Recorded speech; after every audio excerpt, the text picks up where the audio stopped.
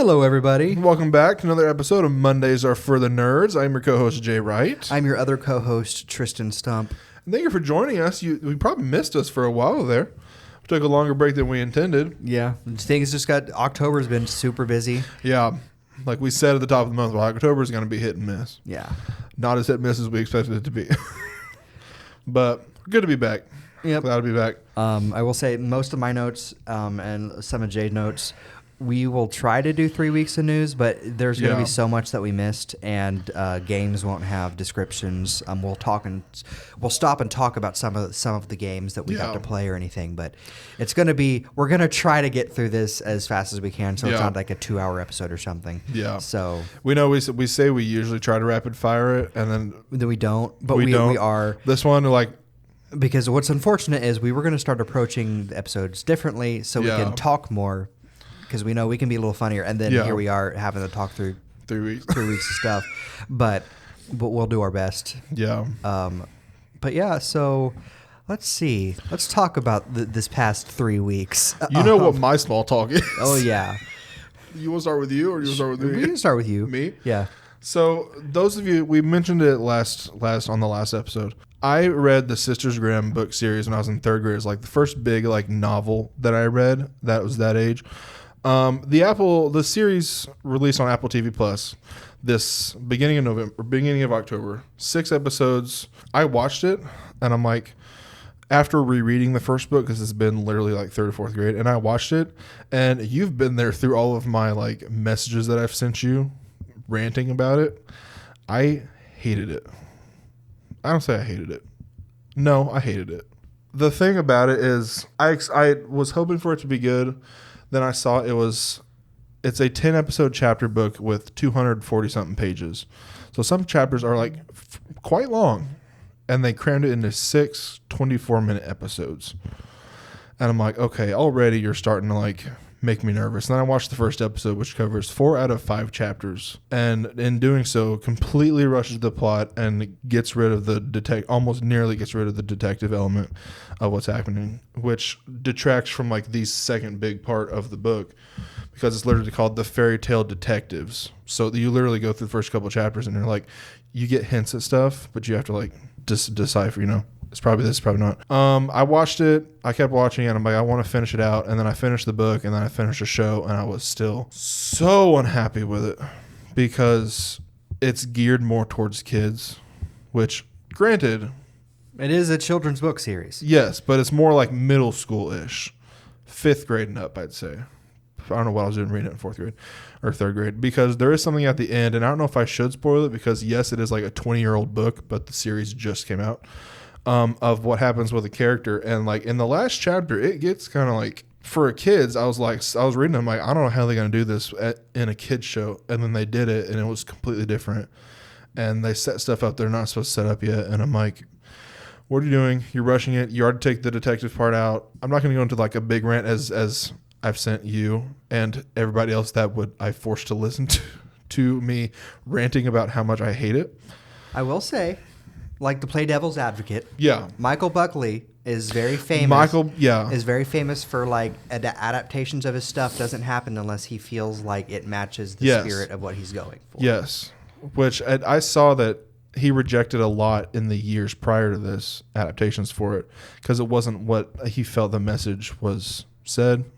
I remember I sent you the screenshot of that. Yeah, but I don't remember exactly what it was. But then the lady behind this one approached him, and he's like, yeah, this gets message across. And after looking at it, I'm like, I don't understand how it gets the message across, because it takes out the detective part almost completely. But the detective part might not be integral to the message. But the message is not what the message. It made me mad. It did. It made me mad. You've seen it. You've seen my messages. It made me angry, dare I say. And so I'm writing my own.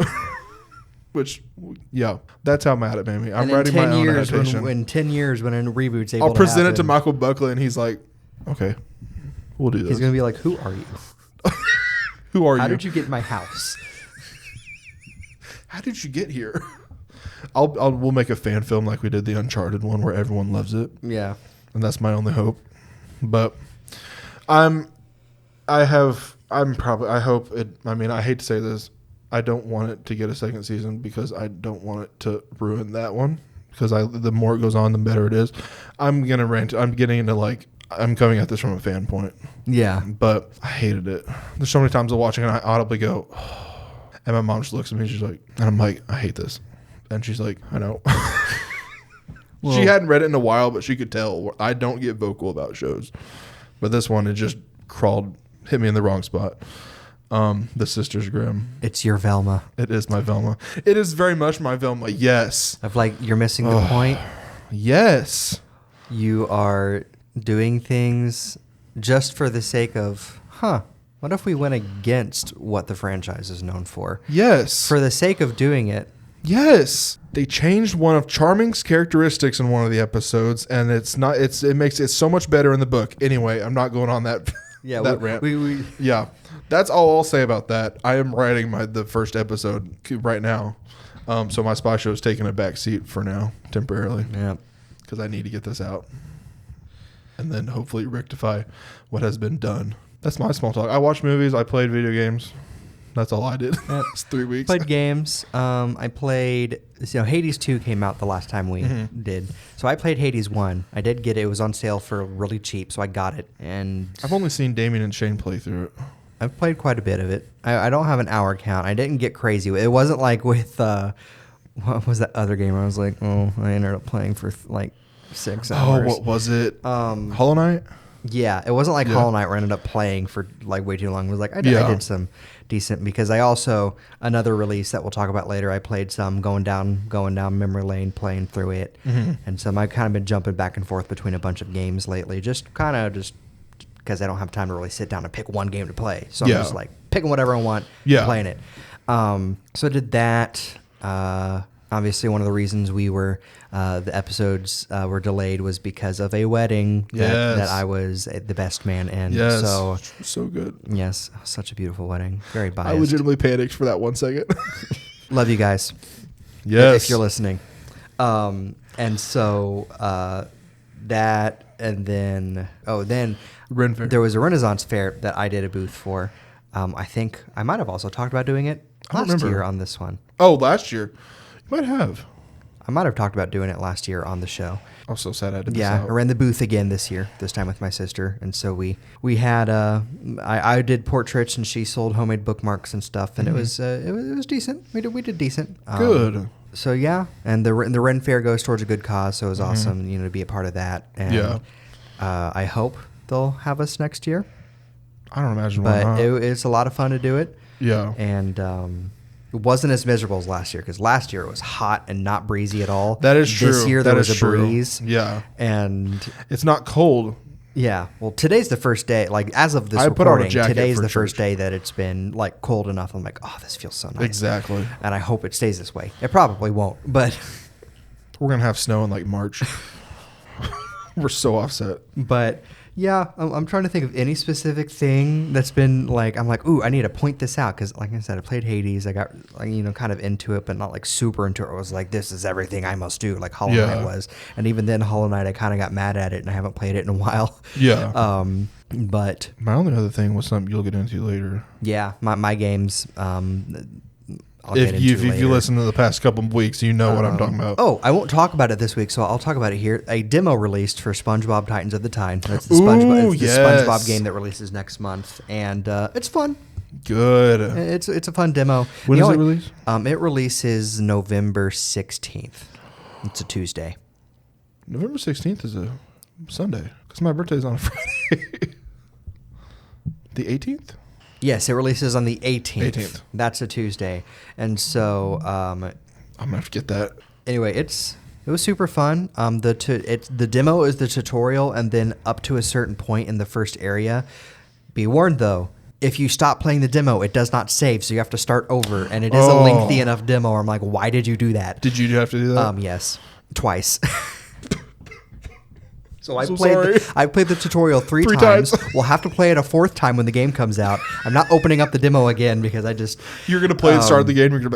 But it is interesting, this interesting mechanic. I love when games do this. You swap characters on the fly. and SpongeBob and Patrick. Something happens. SpongeBob's turned into a ghost, and then they figure out they can use their BFF rings to swap between who's a ghost and who's living. And so SpongeBob can do like a karate kick that like homes in on balloons, and then he can also sling bubbles. The bubbles are not in the demo, but when you pause the menu, there's a controls area, and it mentions like bubble tossing in the controls. So he has those two abilities, and then there could be more abilities that get unlocked later, but these seem to be like SpongeBob and Patrick both have two unique abilities, and then they share another moveset.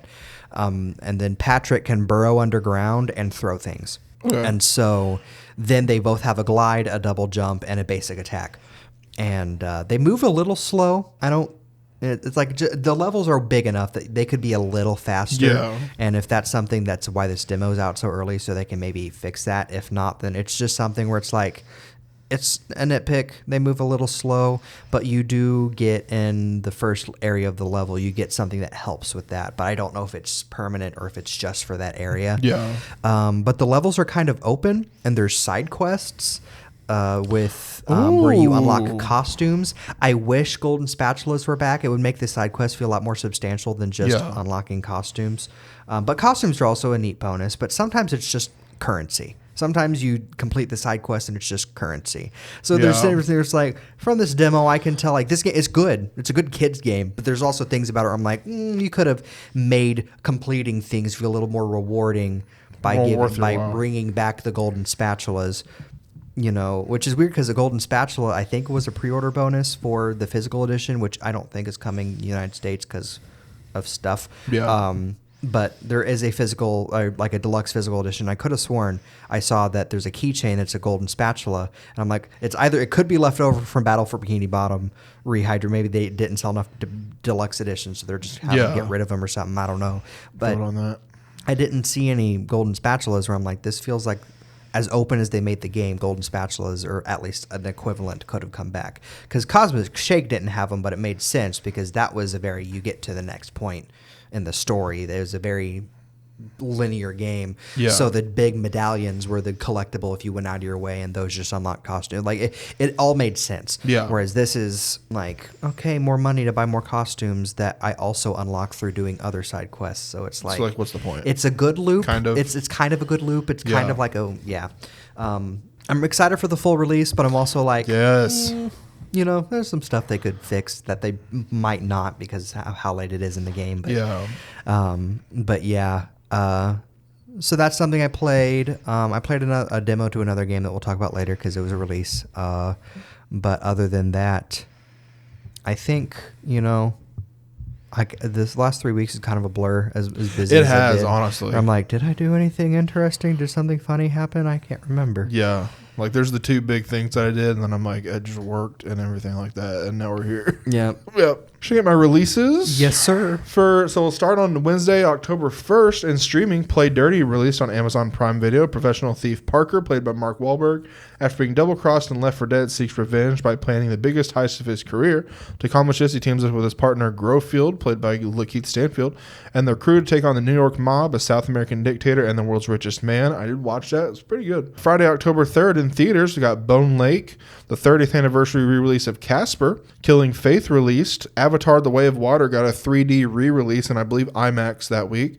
We also got the official release party of a Showgirl for the second episode in a row. It was only for the Friday, Saturday, and Sunday shows. I did go see it that night. It just showed like the music video for her new album, and then like she did like lyric videos, and it showed like some behind the scenes of how they made the video.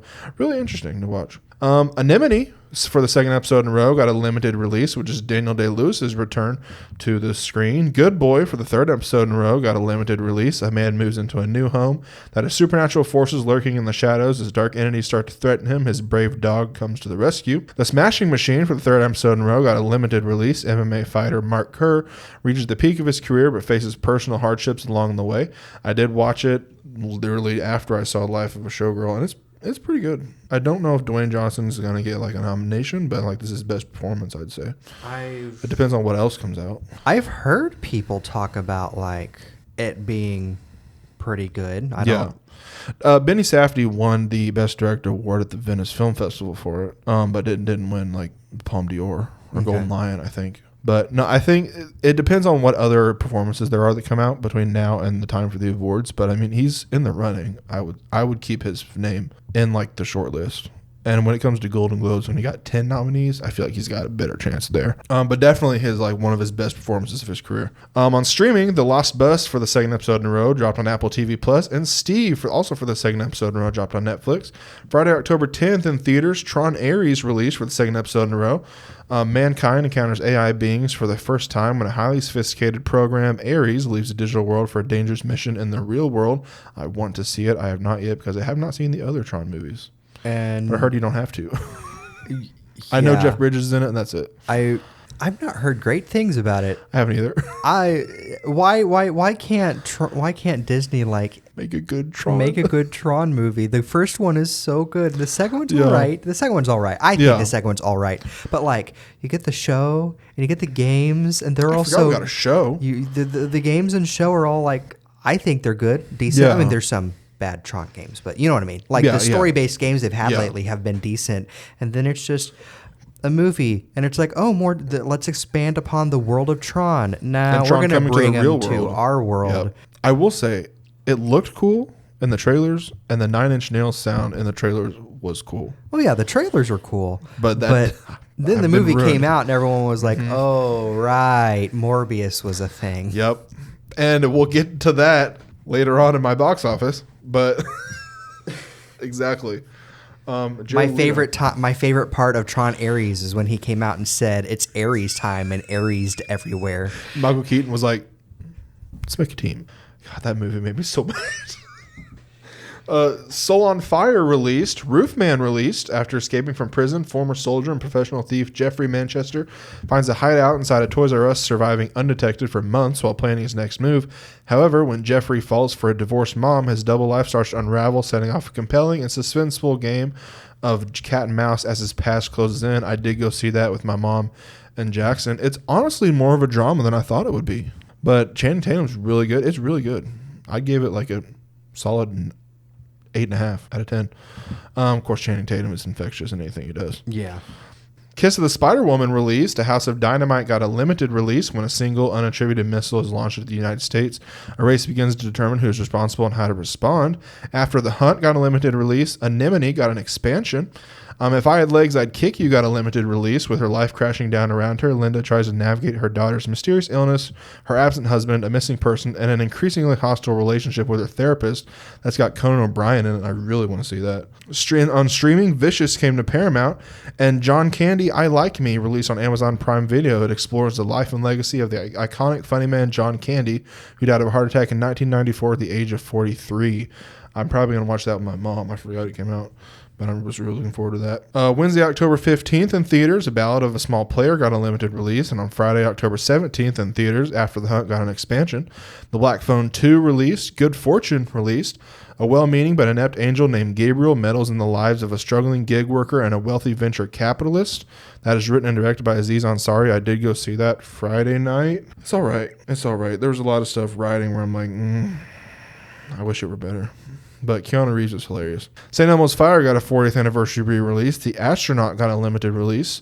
Guillermo del Toro's Frankenstein for the second episode in a row released in theaters for a limited run. A brilliant but egotistical scientist brings a monstrous creature to life in a daring experiment that ultimately leads to the undoing of both the creator and his tragic creation. And on streaming, The Twits released on Netflix. When the meanest, nastiest villains pull a trick to take over their town, two brave children team up with a family of magical animals to bring them down. I want to see decent. that. Yeah. Was that a Netflix original, right? Netflix, yeah. Yeah. Yeah. I never saw a trailer for, I know it released and I keep forgetting to watch the trailers for it. And so I'm going in relatively blind. Yeah, me too. I've seen part of a trailer silently as I was scrolling through something. I like the pictures. Art style. Yeah. On TV, buckle up because it was premiere weeks for the last couple for networks. Sunday, September 28th. We got the season 36 premiere of America's Funniest Home Videos on ABC. CBS got the season 58 premiere and season 7 premiere of 60 Minutes and Mission Unstoppable, respectively. Fox had its animation lineup premiere on that night with a season 37 of Simpsons, season 2 of Universal Basic Guys, season 3 of Krapopolis, and season 16 of Bob's Burgers, which I believe is the 200th episode. I think so. I just know it was I saw a clip of it. It's like the backstory of how they opened the store, which seems... Yeah, and I think it has Jack Black, too. Yeah. Yeah. Either it has Jack Black or another episode that's come out since that. I've just seen drawn. Yeah, I've seen the Jack Black, the music video, yeah. Yeah. Billy the Kid got a season 3 premiere, which is the final season on MGM Plus. Tuesday, September 30th, On Brand with Jimmy Fallon had a series premiere on NBC. Chad Powers had a series premiere on Hulu. And Nightmares of Nature docuseries dropped on Netflix. Wednesday, October 1st, saw the season 4 premiere and the season 2 premiere of Abbott Elementary and Shifting Gears, respectively, both on ABC. NBC's Chicago lineup with Med, Fire, and PD having their season 11, season 14, season 13 premieres on that night. And Love is Blind season 9 dropped on Netflix. Thursday, October 2nd, saw Dude season 1 dropped on Netflix. And E.B. White's Charlotte Web miniseries for the second episode in a row dropped on HBO Max. Friday, October 3rd, Monster of the Ed Gein story miniseries for the second episode in a row dropped on Netflix, and The Sisters Grimm season 1, as we previously mentioned, dropped on Apple TV+. Saturday, October 4th, saw the Saturday Night Live season 51 premiere for the 5th episode in a row on NBC. Sunday, October 5th, saw the season 3 premiere of Smiling Friends on Adult Swim. Monday, October 6th, saw Dr. Seuss's Horton season 1 dropped on Netflix, and the Family Guy Halloween special dropped on Hulu. Thursday, October 9th, ABC had their premieres with the season 9 premiere of 911 for the second episode in a row, the series premiere of 911 Nashville, and the season 22 premiere of Grey's Anatomy. Friday, October 10th, The Last Frontier had a series premiere on Apple TV Plus for the second episode in a row. Sunday, October 12th, The Chair Company had its series premiere on HBO. Monday, October 13th, CBS had its lineups begin with Neighborhood Season 8, DMV Series premiere, and FBI Season 7 premiere, as well as Watson Season 2 premiere on CBS, which I remember you bringing that. I don't know if you brought that up on the pod or in person. Yes, Sam and I watched the first few episodes of the first season. And we're very intrigued by it, but we kind of tend to start shows and forget to finish them. So. Same. Solar Opposites Season 6 dropped on Hulu that day. Tuesday, October 14th on CBS, NCIS had its season premieres with Season 2 of NCIS, Season 3 of NCIS Sydney, and Season 2 of NCIS Origins. I don't know if it's Season 2 or Season 22 for NCIS, the first one. And Splinter Cell Death Watch Season 1 dropped on Netflix for the second episode in a row. Jimmy has watched it, and he said it's really good. Wednesday, October 15th, Murdoch, Death in the Family miniseries dropped on Hulu, and Loot Season 3 premiered on Apple TV+. Thursday, October 16th, saw Devil in Disguise John Wayne Gacy miniseries drop on Peacock, as well as the Season 2 premiere of Georgie and Mandy's First Marriage, Season 4 premiere of Ghost, Season 2 premiere of Matlock, and Season 3 premiere of Elsbeth, all on CBS. And The Diplomat Season 3 dropped on Netflix. On Friday, October 17th, Fire Country Season 4 premiered on CBS. Sheriff Country had its series premiere, as well as Boston Blue, both on CBS. And Mr. Scorsese docuseries dropped on Apple TV+. And in terms of music, The Life of a Showgirl, Taylor Swift's 12th studio album, released on October 3rd. And Bad Bunny will be performing at the Super Bowl halftime show in 2026. I have a music one. Yes. Ninja Sex Party released their fourth cover album. On, I believe, October 9th, I believe was the date that it released. At least the week of October 9th. Yeah. Very good album. Liking it. I need to listen to it. I've seen the set list, and I'm like, I love this. In my releases, once again, I'll say I don't have descriptions or that I usually like to have, just because of how busy the last 3 weeks have been. The fact that my notes are the shape they are is a miracle. Yeah, I had synopses for some of those, and I skipped them. Yeah, so September 29th, Macabre released on PC and Unyielder released on PC. September 30th, Final Fantasy Tactics, The Ivalice Chronicles released on all major platforms. That is one I wanted to get, but I couldn't afford to, and it's now entering the season of don't buy games for yourself. Yep, because Christmas. Yep. But I've heard good things about it, so that's good. I mean, it's Final Fantasy Tactics re-released. How can you go wrong? Lego Party released on all major platforms. I haven't heard anything about it. I don't know.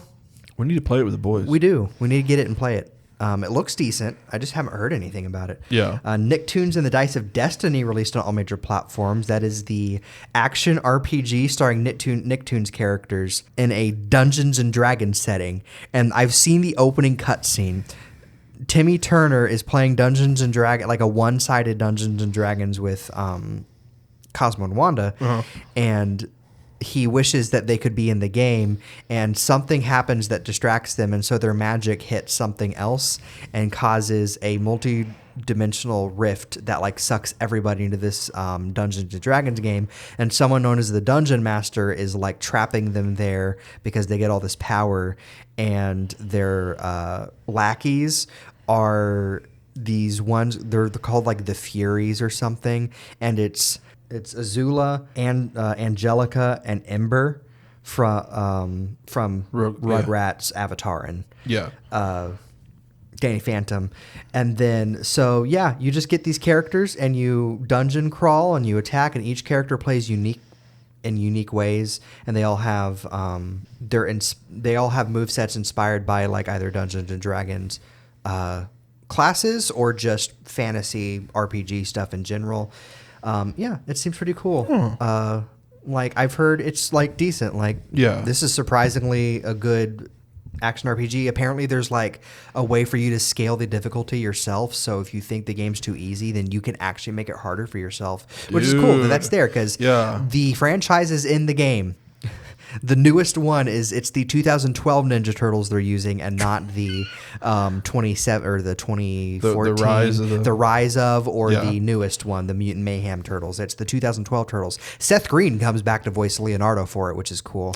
Wow. In fact, they get most of except for the Avatar characters for some reason. And Aang would obviously need a new voice because he was the guy that voiced Sokka could voice Sokka again. I don't know why they went with new actors, but it's whatever.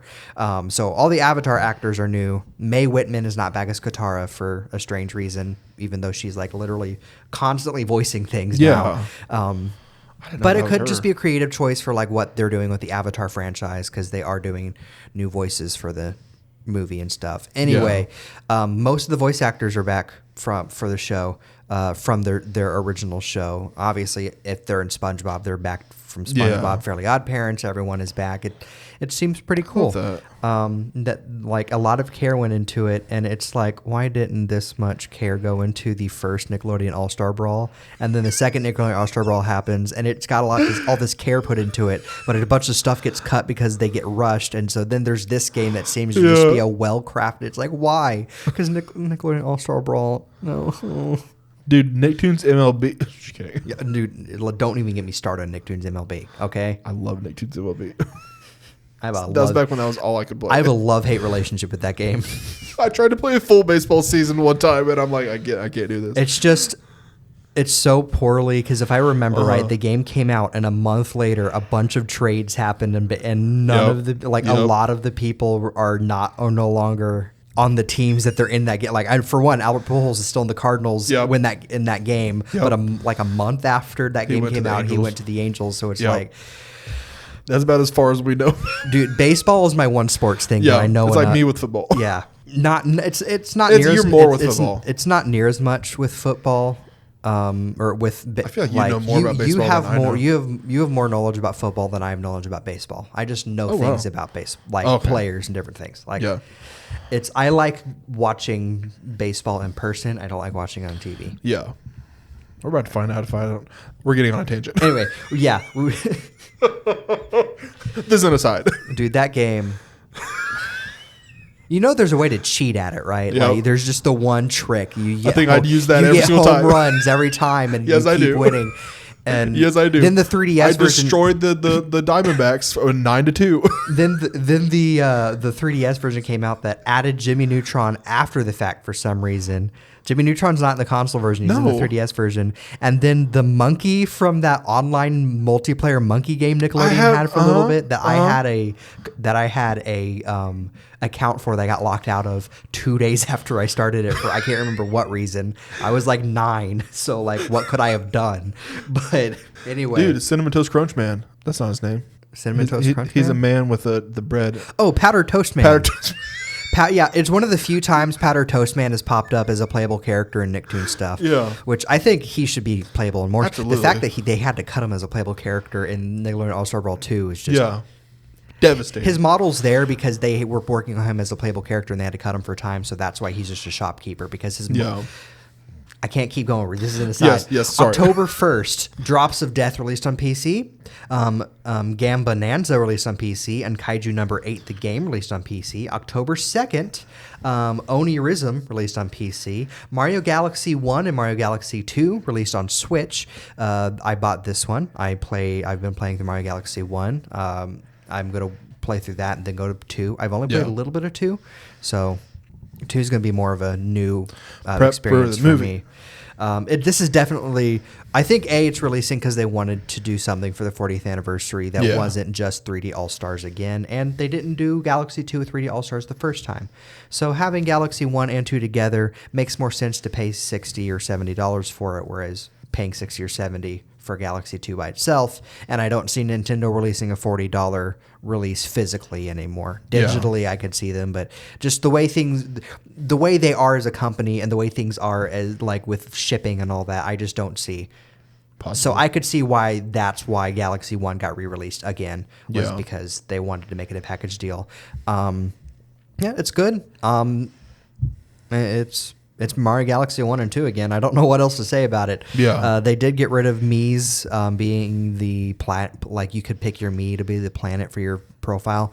They got rid of that, so you're stuck with the Mario character heads, and Mario Galaxy 1 only has Mario, Toad, Yoshi, and Peach, so it's like, eh.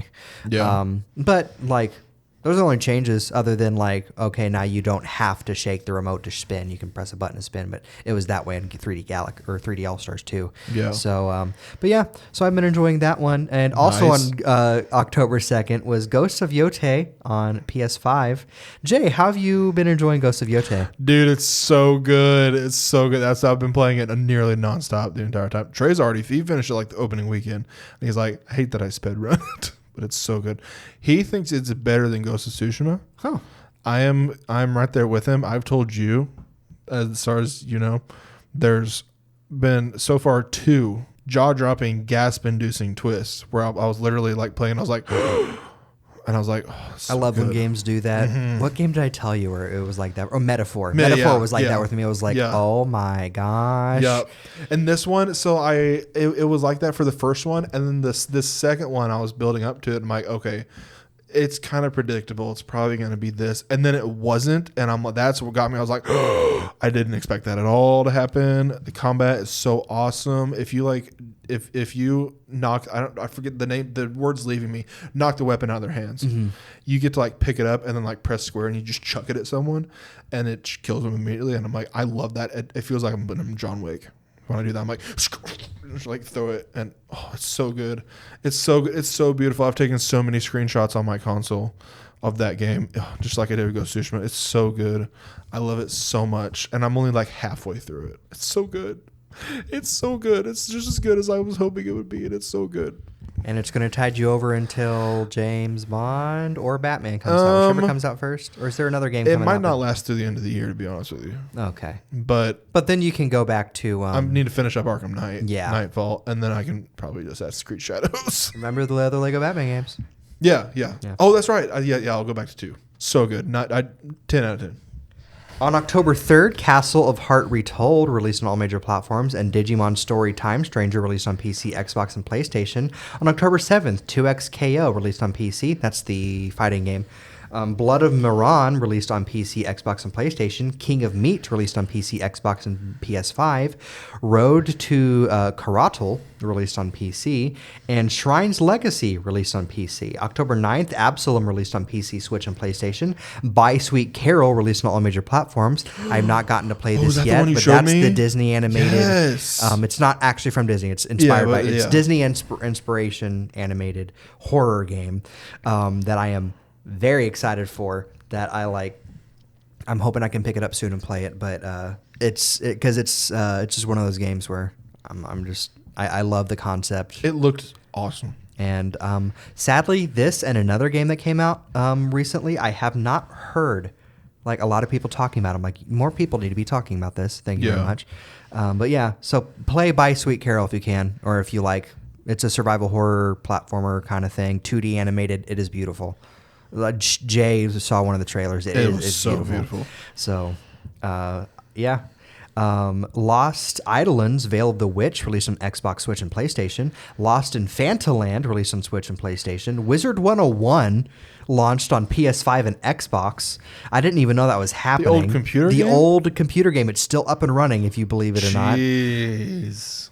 I thought it went the way to Toontown and Club Penguin and Pop Tropica is still a thing. Clip. It's not like it was. Oh no! When they switched to Unity, they tried, but it's just not the same. I've tried to go back and play it. I'm like, no, that's on the side. Yuka Replayly, released on all major platforms. This is It's like I don't know. Enough changes are made that you could almost call it a remake, but everything is enough the same that you can't call it a remake. It's more of a remaster. Yeah. So it's like this weird in-between point. Basically, forget playing the original. Play Yuka Replayly. I've played the demo of it, and I'm already like, yeah, no, there's no going back to the original. This is the definitive way to play this game. It's awesome. Seems good. At least the demo. It's a very short demo, but like there's a game within a game. So there was an arcade character in the original. I can't remember what his mechanic was, but in the remake here, when you talk to him, there are little mini 3D puzzle games that you play with him, and there's like a handful of levels where it's like a game within a game of his stuff. So that's pretty cool. I've seen it getting like 7 and 8s out of 10s and a couple 9s and stuff. So it seems like it is way better because the original was getting like 7s at most, and so now here we're getting 9s. So it's when a sequel does better. Yeah, not even a sequel. It's just a remakester. I don't know what to call it. That's perfect. October 10th, Barbie Horse Trails, released on all major platforms. Battlefield 6, released on PC, Xbox, and PlayStation. Dice Legends, released on PC. Disgaea 7 Complete, released on Switch 2. Dreams of Another, released on PC and PlayStation. Little Nightmares 3, released on all major platforms, as well as Little Nightmares Enchanted Edition, releasing on all major platforms. Snoopy and the Great Mystery Club, released on all major platforms. This looks cute. It's one of those games where if it's ever on sale or something, I might get it. Something I don't talk a whole lot about on here or anywhere else. I'm a huge Peanuts fan. Peanuts and Garfield, like, it was a dream of mine growing up to have a newspaper comic, and that might happen someday, but newspapers just aren't as prevalent as they used to be, so it's one of those things. But, I collected Sunday funnies. I used to have stacks and stacks of newspaper, like the funnies from the Sunday comics and stuff. So I could read Baby Blues but Peanuts, dude, the specials, the movies, I love so much of it. There's a reason why the Charlie Brown Christmas and A Great Pumpkin are classics. We watched Great Pumpkin. Like, it's so good. I'm slowly trying to get through my Halloween stuff. I've been so busy. None of my like Halloween movies and stuff I haven't watched the regular show Halloween specials yet. We've watched the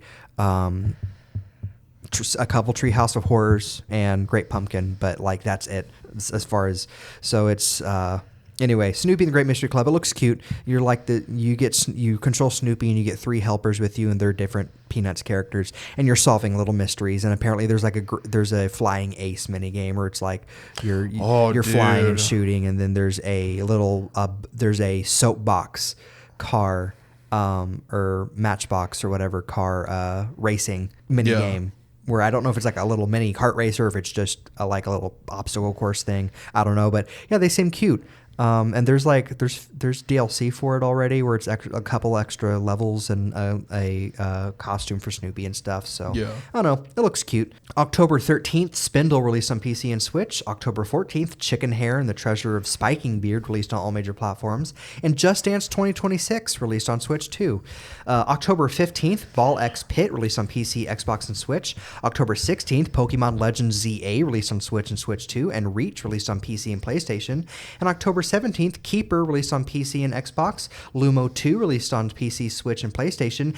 Elf on the Shelf Christmas Heroes, released on all major platforms. And This Is No Cave, released on PC. And I believe, I can't remember when it came out. I missed it, but there was a Rudolph the Red-Nosed Reindeer 3D platformer that released on all major platforms at some point between when we've been gone and now. So, but yeah, those are my releases this week. I got my first batch of miscellaneous. Got quite a bit. News and posters. We got the poster for Super Bowl 60, Apple Music halftime show.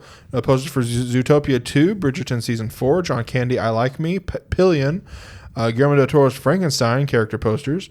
It Welcome to Derry for the 2nd episode in a row. Keeper, Tron Ares, Coyotes, the 4th episode in a row. IMAX poster for Wicked for Good. Stranger Things Season 5, A Night of the Seven Kingdoms, 40X poster for Predator Badlands, Rental Family, Percy Jackson and the Olympian Season 2 released character posters, Hamnet, Mercy, Adventure Time, Fiona and Cake Season 2, The Black Phone 2, Five Nights at Freddy's 2, Send Help, Primate for the second episode in a row, and Silent Night, Deadly Night. And in trailers, I picked a few out that I thought were substantial enough to bring up. We got a new trailer for Adventure Time, Fiona and Cake Season 2, releasing October 23rd on HBO Max. Welcome to Derry for the second episode in a row, releasing October 26th on HBO. Stitchhead, releasing October 29th in theaters. The Witcher Season 4 for the second episode in a row, releasing October 30th on Netflix. I Love L.A., releasing November 2nd on HBO. That's a Rachel Sennett's comedy. Fire and Water, The Making of Avatar, releasing November 7th on Disney+. It'll be a 2-part documentary about how James Cameron made Avatar. You wonder, Jay, do you have any thoughts on that?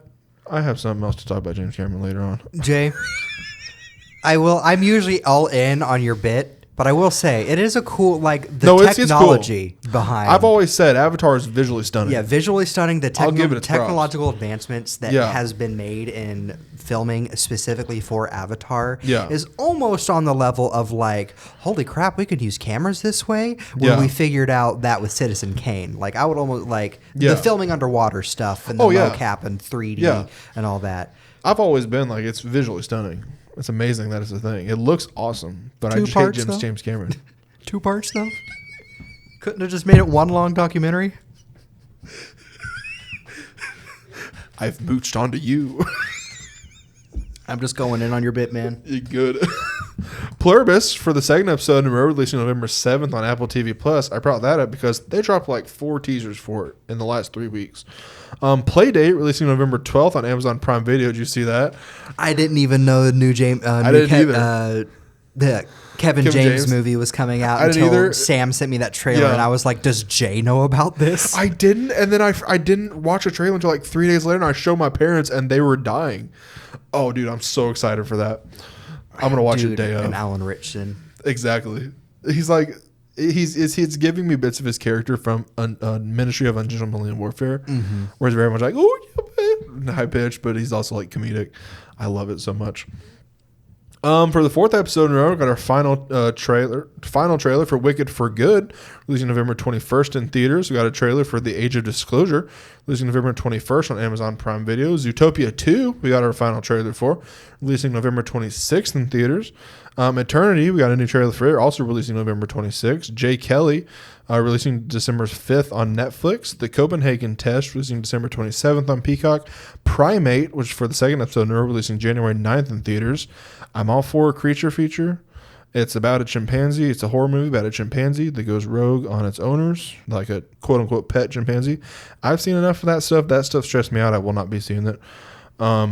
A Night of the Seven Kingdoms, releasing January 18th on HBO, and Invincible Season 4, releasing in March on Amazon Prime Video. I should say I forgot to mention that New York Comic Con was last week, and so I don't have a specific area of notes for that. They'll be throughout. And release dates and windows, Quentin Tarantino's Kill Bill movies will be released in theaters as one complete movie for the first time on December 5th. It will feature a never-before-seen 7-minute animated sequence, and select presentations will be in 70mm and 35mm. A Quiet Place 3 has been delayed to July 30th, 2027. Cillian Murphy says the Peaky Blinders movie will release in 2026. A Night of the Seven Kingdoms premieres on HBO on January 18th and will be 6 episodes long. As we said in the trailers, Invincible Season 4 released in March of 2026. Fear Factor House of Fear is coming back. It will premiere in January on Fox, now hosted by Johnny Knoxville, which makes sense. He's hosting a Fear Factor show. K-Pop Demon Hunters, the sing-along version, will return to theaters for Halloween weekend. The Daniels' next film will release on November 19th, 2027 in theaters.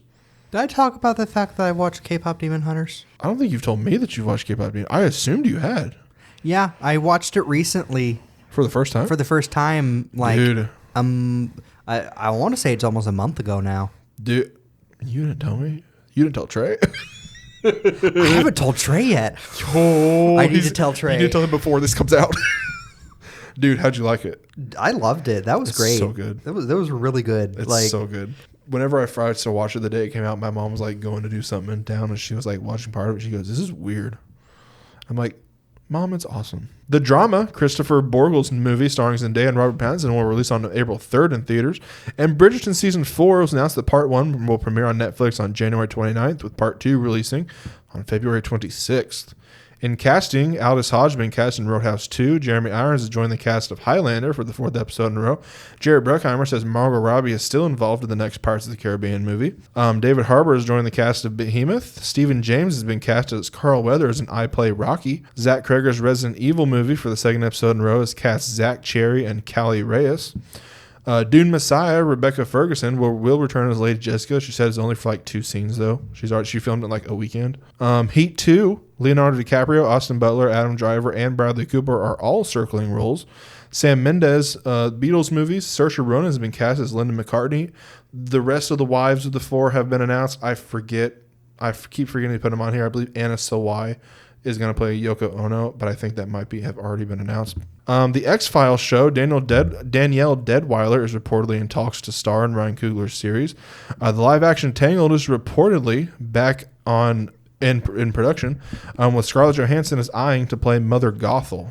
I don't know how I feel about that. You see my face.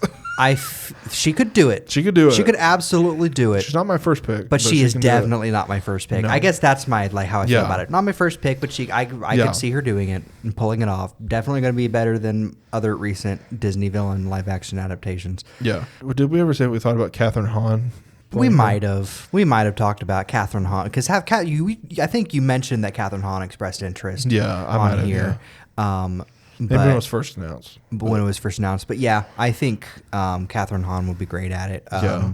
There's a bunch of other. My sister is the person to ask that. Like Tangled is she has very strong opinions about who should be live action. We were talking about how had Tangled been a live action movie when it came out, the voice actress for Mother Gothel. Oh shoot, I forget who that was. I got to look it up now because. Donna Murphy. Yeah. Donna Murphy. I feel like Donna Murphy could do it now, but Donna Murphy could absolutely have done it then. Mm-hmm. And it's like Piper's like it's hard because and like Zachary Levi could have been Flynn Rider, Mandy Moore. It's hard because like all she can think of is okay, well these actors could do it, but they're all too old now. Yeah. Like Cher. Absolutely would knock Mother Gothel out of the park had that movie come out 20, 30 years ago. Yes. Now she would be CGI most of the movie because they need her until to be the end. Yeah, so yeah. Even at the very end they would age her more. So Who does she think would be good? I can't remember who she told me last. I can't remember who she told me last. Catherine Hahn is one that she's like, I absolutely would take Catherine Hahn. Just the vibe that Catherine Hahn and Mother Knows Best. I can see Catherine Hahn. It's Agatha. Yeah. It screams Agatha. The Ocean's prequel movie, Ryan Gosling is seemingly no longer involved as Bradley Cooper is now in talks to star alongside Margot Robbie. Lady Gaga has been cast in The Devil Wears Prada 2. Jim Caviezel will no longer return as Jesus in the Resurrection of Christ with Jaco Otenin taking the helm of Jesus. Invisible Season 4, Lee Pace was announced in New York Comic Con to be voicing Thrag in Season 4, and Battle Beast will return. Jumanji 3, Dwayne Johnson, Kevin Hart, Jack Black, and Karen Gillan will all return, and Brittany O'Grady and Bern Gorman are joining the cast. Five Nights at Freddy's 2 announced some cast members at New York Comic Con, including Matt Pat as Toy Bonnie, Kellen Goff cast as Toy Freddy. Just take your glasses off for what I'm about to say. Megan Fox is cast as Toy Chica. Here's the thing. I saw somebody do an edit of her voice over someone animated using a clip of a movie she's in. Yeah. It works. It's just... Well, I was reading this and I saw the corner of my eye, you take your glasses off and put your hand on your forehead. I'm like, I know it isn't. Matt Pat returning to the Five Nights at Freddy's movies makes sense. Someone said this is insane for the lore. It's weird that and the thing is there's a clip that I can't quote of Matt Pat that somebody animated Toy Bonnie over it, and I'm like, that fits. It's just that Megan Fox's Toy Chica, it fits, but also it's Toy Chica. Mm-hmm. I'm not going to say any more about that, and then have Megan Fox voice her is just... I know exactly what you're saying. Yeah, so it's just crazy and wild. It's like, okay, well, Matthew Lillard is as William Afton, and that makes sense. He's like Scream. That makes total sense. Like everyone thinks of him as Shaggy and stuff now, but Scream, like it makes absolute sense.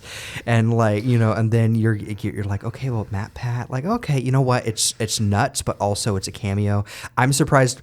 I'm just sad that Markiplier is so busy with all his personal stuff that he's not getting to be in these movies because come on, it's Markiplier. Yep. But exactly. Unless he has a cameo, we don't know about it. But like it's just the way he talks in like the podcasts and stuff. He's way too busy to do that. Yeah. So it's like, okay, Kellen, he voices Freddy in the games, so him voicing Freddy here, that's cool.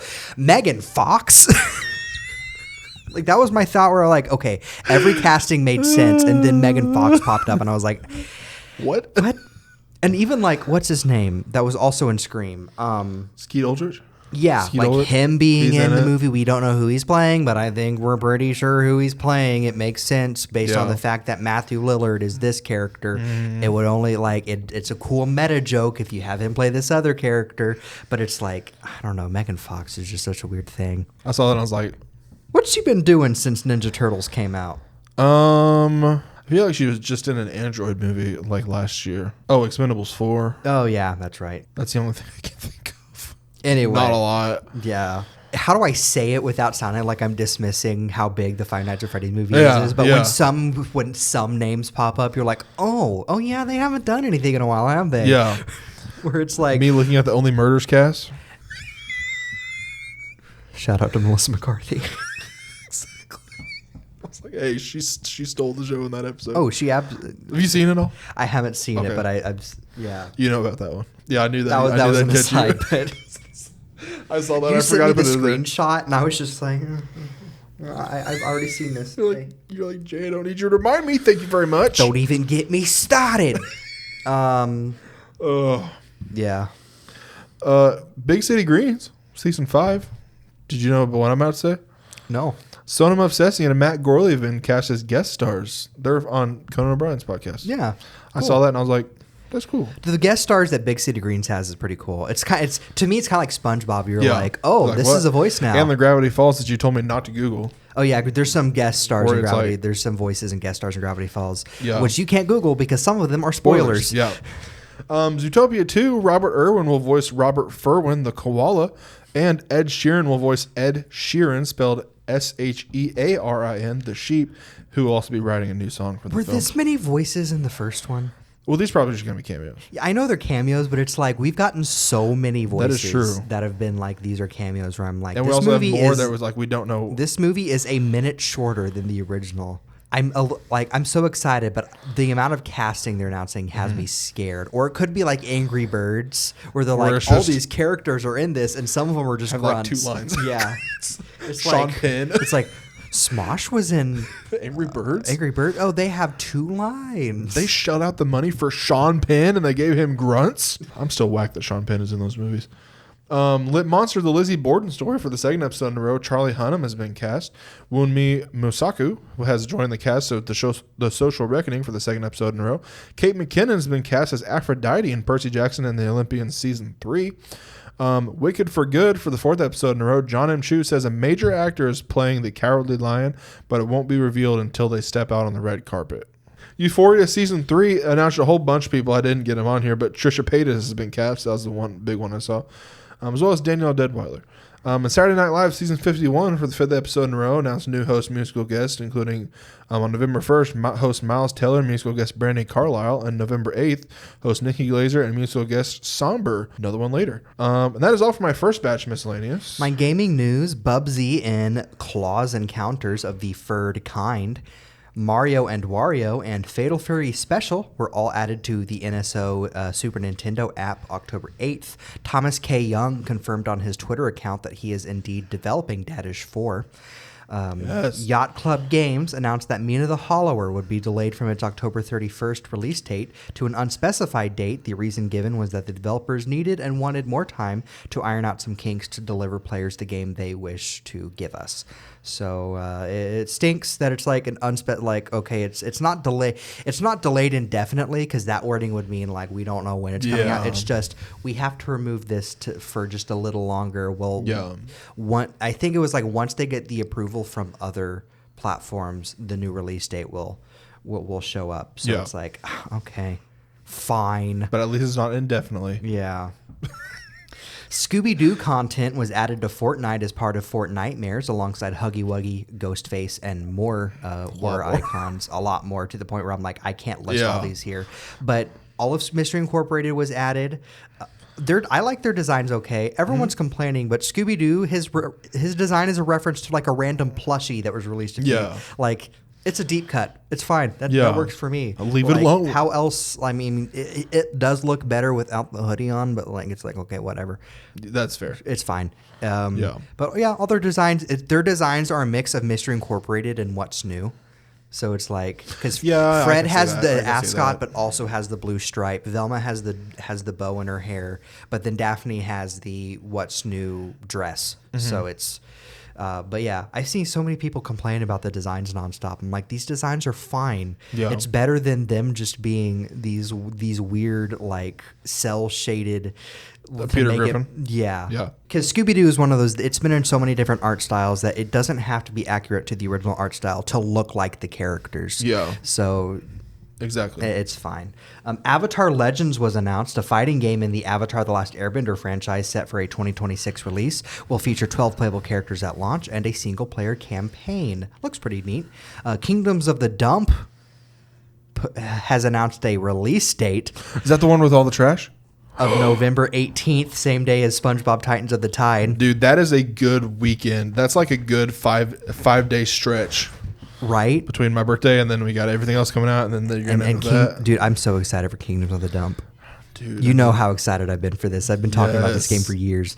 I am so excited. It's finally going to come out, and I'm hoping people play it and talk about it, because they haven't, like, it's not one of those indie games where there's a lot of buzz about it. Yeah. It's just one that I know about, and it's like, so I'm hoping when it comes out, RPG lovers will be able to like kind of bring it into, and that maybe they can get people to talk about it a little bit, different things like that. Do some a little more marketing than they have been. But yeah, very excited for that. Cleaning simulator game Kaiju Cleanup coming to PC was announced. Clean the remains of kaijus after it attacks and dies. My Hero Academia All's Justice will release February 6th on PS5, Xbox, and PC. Dark fantasy card-based RPG Shards of Order was announced for PC.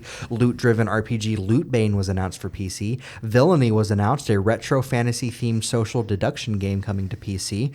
Crow survival simulation game Migration was announced for PC. You're just a crow. You just play as a crow. That's gonna be good. You're just living a crow life. It's giving me a Squirrel with a gun vibes. Squirrel with a gun, but without the gun. Exactly. Just Squirrel. Squirrel the game.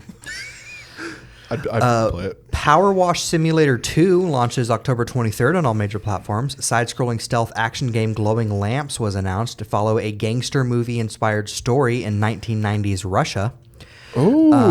Berserk Bits releases October 20th on PC. Void Train enters version 1.0 on November 7th. The Lonesome Guild releases October 23rd. And Sonic Rumble has set a release window of November 2025.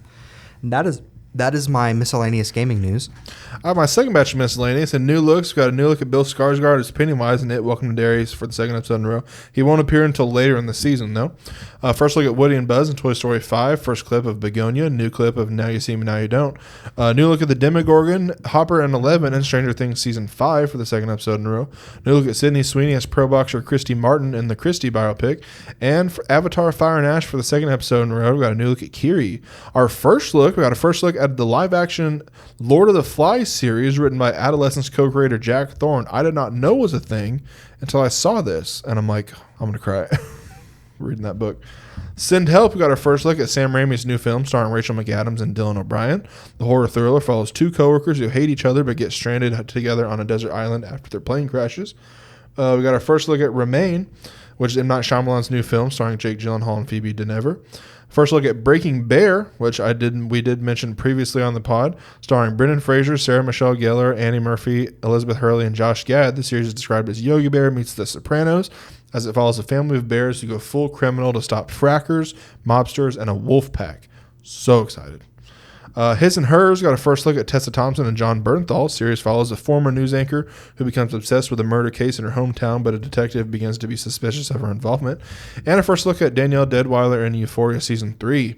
In box office, One Battle After Another for second episode in a row opened with $48.5 million worldwide and has become Paul Thomas Anderson's first movie to pass $100 million worldwide and is expected to become his first one to pass $200 million worldwide.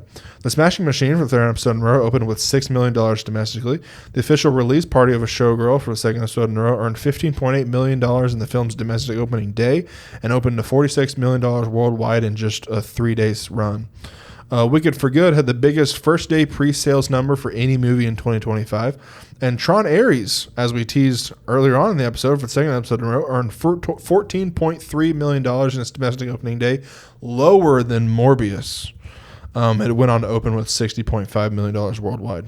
Glenn Powell, for the third episode in a row, Chad Powers, of course, premiered on Hulu on September 30th. I watched the first episode, loved it. Glenn Powell and Michael B. Jordan are rumored to be in talks to star in Joseph Kosinski's Miami Vice remake for the second episode in a row.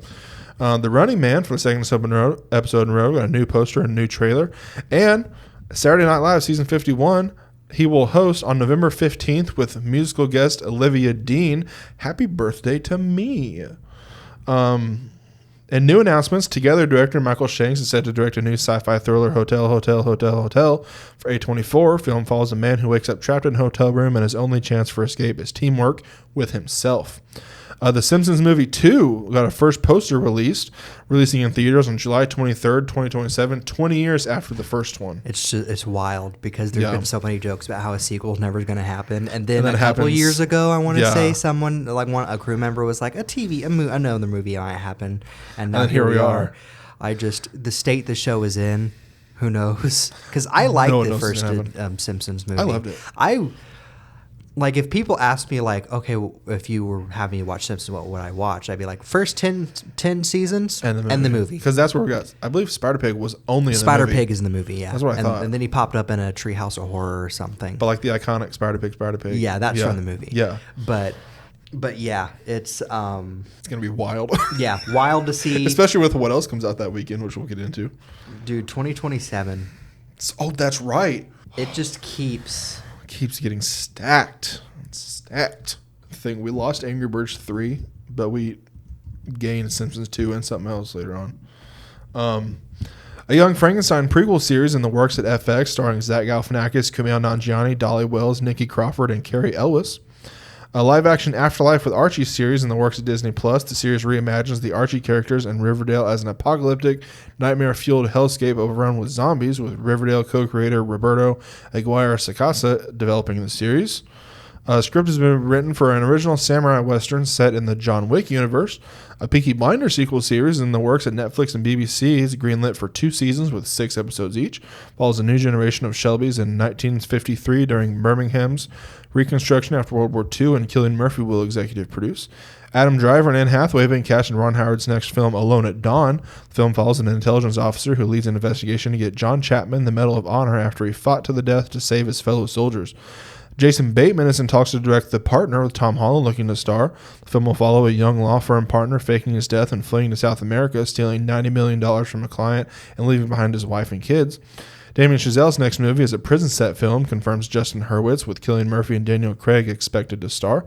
The live-action Polly Pocket movie is moving forward at Amazon MGM, with Lily Collins starring in the lead role, Jordan Weiss and Dan Brower writing the script, and Reese Witherspoon's Hello Sunshine production company is now co-developing the film.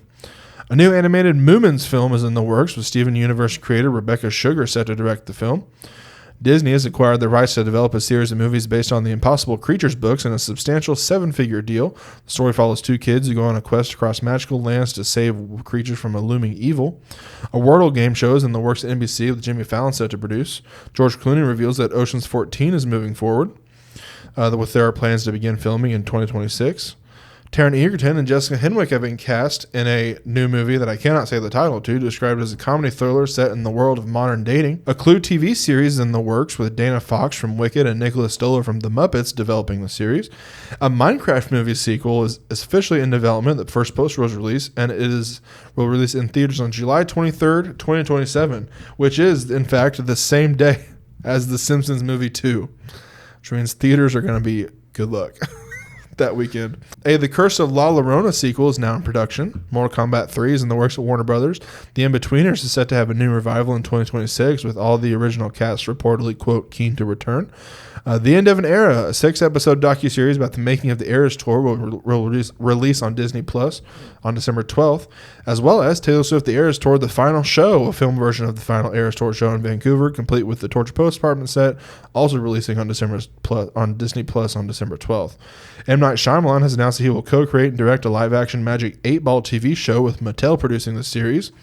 A sequel to Red, White, and Royal Blue titled Red, White, and Royal Wedding is in the works with Taylor Zakhar Perez and Nicholas Galitzine reprising their roles. Jim Carrey is in talks to star as the lead in a live-action The Jetsons movie with Colin Trevorrow in talks to direct. And Amber Midthunder and Walton Goggins will star in a new action thriller Painter, which follows a young woman who must rescue her father after he's kidnapped, written by John Wick creator Derek Kolstad and produced by James Cameron. Miscellaneous mentionables, The Incredibles director Brad Bird says the dialogue recording has begun on his new animated film Ray Gun. The film follows the last human private detective in a futuristic world inhabited by humans and aliens. Tim Allen says Toy Story 5 is Jesse's story. Yellow Jackets will unfortunately end with season 4. Netflix has removed their Netflix original badge off of everything, and the official runtimes for the first 4 episodes of Stranger Things season 5 have been revealed, with all being over an hour, except for episode 2 coming in at 54 minutes, but episode 4 is 83 minutes. As announced, the series finale will be 2 hours long, and will explain what the Upside Down is. And James Cameron says Avatar Fire and Ash is around 3 hours long, saying, big surprise. The big swing in all of this is, do we make money? We'll make some. But what kind of profit margin is there, and how much to continue on in this universe? Anyway, that is all my miscellaneous news. In my anniversaries, we have September 28th was the 35th anniversary of King of New York. September 29th was the 25th anniversary of Remember the Titans and Billy Elliot. It was the 30th anniversary of The Big Green, the 30th anniversary of Halloween, The Curse of Michael Myers, the 40th anniversary of MacGyver, the 10th anniversary of Grandfathered, the John Stamos show with Josh Peck, the 65th anniversary of My Three Sons, and the 15th anniversary of Law & Order L.A. September 30th was the 20th anniversary of Serenity, the 65th anniversary of The Flintstones. October 1st was the 15th anniversary of The Social Network and the 25th anniversary of Jackass. October 2nd was the 10th anniversary of The Martian, the 15th anniversary of Tough Puppy, the 10th anniversary of Dr. Ken, and the 25th anniversary of Yes Dear. October 3rd was the 70th anniversary of the Mickey Mouse Club. October 4th was the 35th anniversary of Beverly Hills 90210. October 5th was the 80th anniversary of Abbott and Costello in Hollywood, and the 25th anniversary of Gilmore Girls, and the 10th anniversary of One Punch Man. October 6th was the 25th anniversary of Meet the Parents, the 30th anniversary of Assassins, and the 25th anniversary of CSI, the original CSI. That show scarred me. October 7th was the 5th anniversary of Hubie Halloween. Hubie Halloween? Hubie Halloween? Yeah. Oh, dude, I love Hubie Halloween. How old? 5th anniversary. As well as the 20th anniversary of Waiting. October 8th was the 15th anniversary of It's Kind of a Funny Story and the 85th anniversary of Too Many Girls. October 9th was the 10th anniversary of The Walk, the 10th anniversary of Steve Jobs, and the 20th anniversary of Little Einsteins. October 10th was the 45th anniversary of Private Benjamin and the 15th anniversary of My Little Pony Friendship is Magic. October 11th was the 50th anniversary of SNL. October 12th was the 10th anniversary of Crazy Ex-Girlfriend. October 13th was the 75th anniversary of All About Eve and the 25th anniversary of Trading Spaces. October 14th was the 20th anniversary of Twitches and the 30th anniversary of Mad TV. October 15th was the 85th anniversary of The Great Dictator. That's the Charlie Chaplin movie. And the 25th anniversary of Curb Your Enthusiasm. Dude. October 16th was the 10th anniversary of Goosebumps with Jack Black, and the 5th anniversary of Demon Slayer Mugen Train movie, and the 10th anniversary of Bridge of Spies. No anniversary for October 17th. I didn't get video game anniversaries this week because I just had not enough time. And October 18th was the 40th anniversary of the Nintendo Entertainment System. Nice.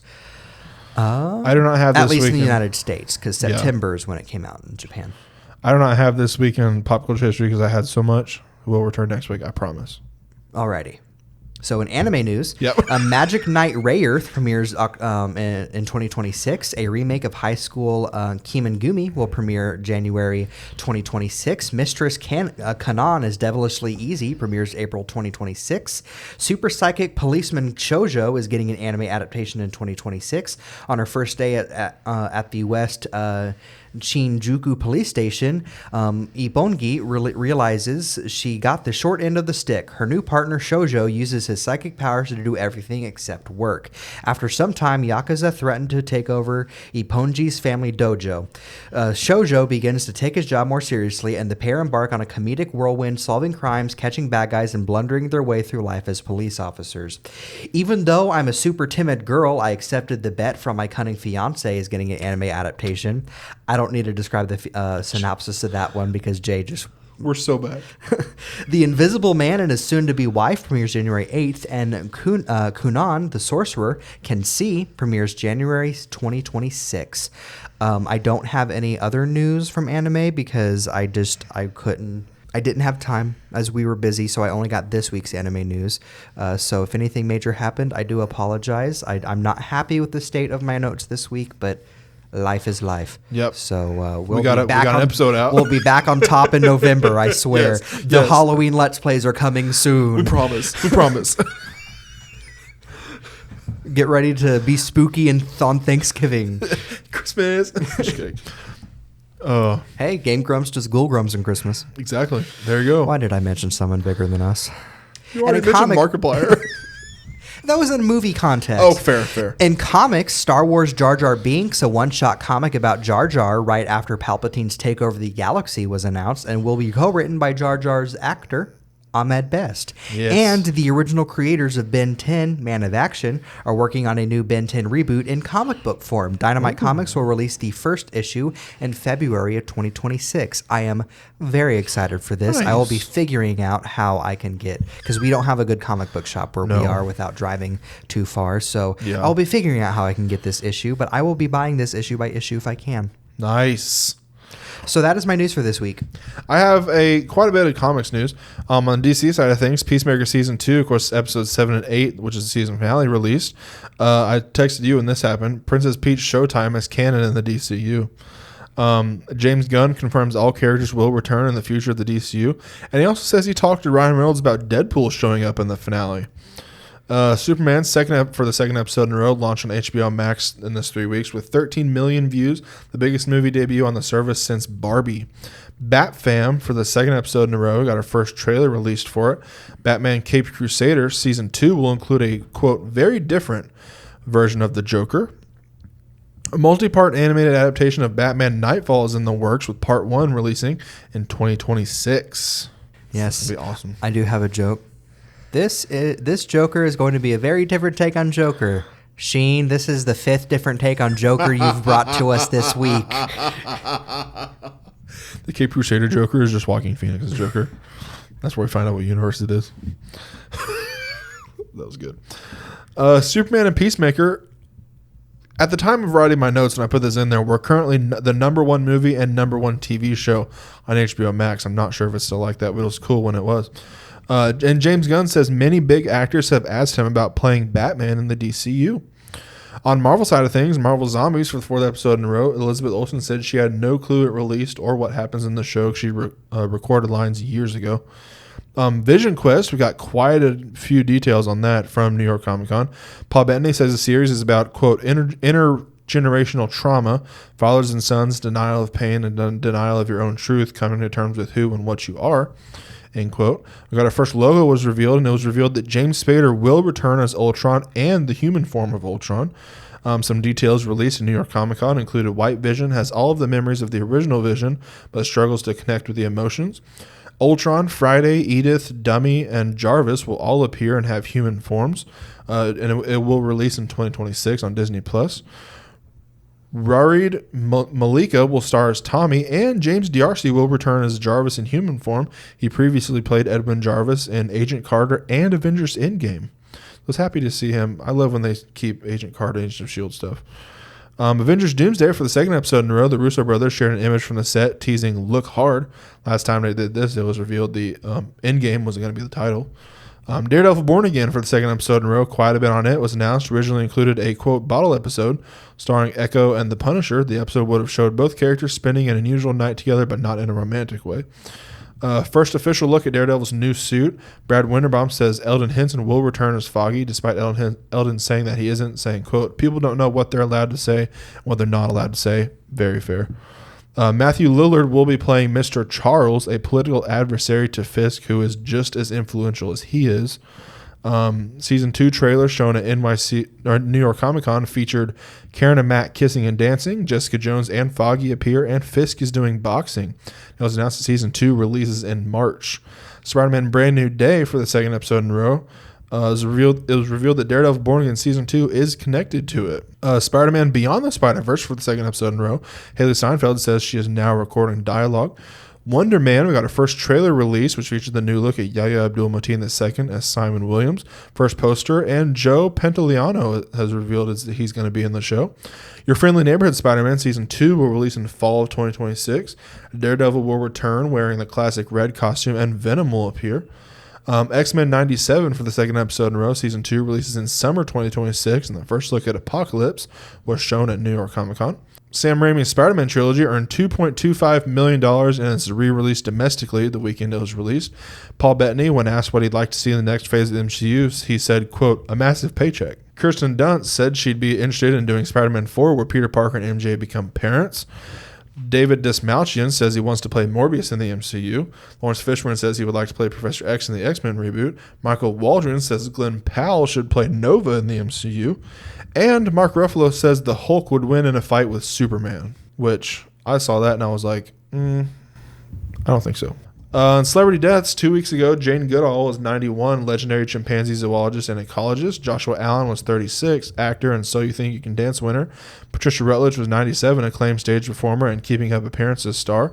Adriana Eisenberg was 86, Argentinian actress known for the ABC of Love and Lost Embrace. Jorgen Leth was 88, Danish director behind The Perfect Human and A Sunday in Hell. Patrick Murray was 68, actor known for Scum and Quadrophenia. Renato Casaro was 89, Italian poster artist behind Conan the Barbarian and Flash Gordon. Jose Andrade was 87, Argentinian actor known for Two to Tango. Judith Ellick was 87, Hungarian director and screenwriter behind Maria's Day and Memories of a River. Remo Jerome was 76, Italian actor known for The Equalizer 3 and Ford vs. Ferrari. Russian composer Yuri Chernovsky was 78. Vice Principals actress Kimberly Hebert Gregory was 52.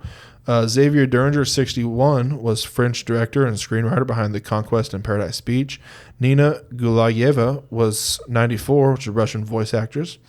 Diane Keaton sadly passed away at age 79, Oscar-winning Annie Hall and The First Wives Club actress. Ike Turner Jr. was 67, Grammy winner and son of Tina and Ike Turner. Jilly Cooper was 88, British romance novelist behind Disney Plus's Rivals. Ron Dean was 87, The Breakfast Club and The Dark Knight actor. Susan Kendall Newman was 72, actress and daughter of Paul Newman. Ken Jacobs was 92, director behind Tom Tom the Piper's Son and Star Spangled to Death. Lot Lettle was 95, Austrian actress known for A Song Goes Round the World and Heidi. John Woodvine was 96, UK actor known for Young Winston and An American Werewolf in London.